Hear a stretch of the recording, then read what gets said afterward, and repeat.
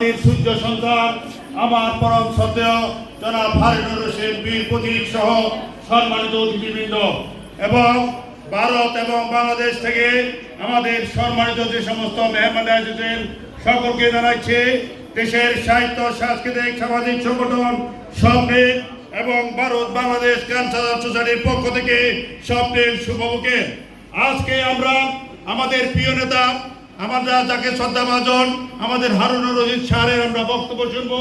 আমরা বক্তব্য রাখবো না, আমরা বক্তব্য শুনবো আমাদের ভারত থেকে যে সমস্ত বাইরে আসছে তাদের বক্তব্য শুনবো।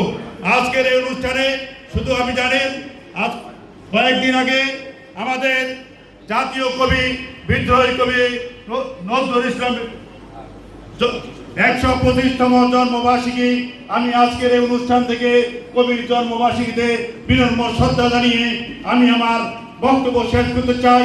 বক্তব্য শেষ করার আগে আমি এই অনুষ্ঠানের সাথে যারা জড়িত ভারত বাংলাদেশ কালচারাল সোসাইটি তাদের সকলকে আমি অন্তরের অন্তঃস্থল থেকে ধন্যবাদ জানাই।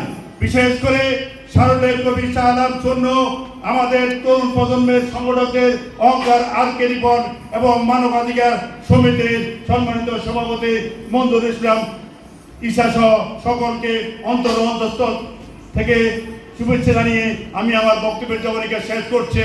আবারও দেখা হবে সুন্দর কোনো এক অনুষ্ঠানে। আমার সোনার বাংলা, আমি তোমায় ভালোবাসি, আমি কবির ভাষা পড়তে চাই।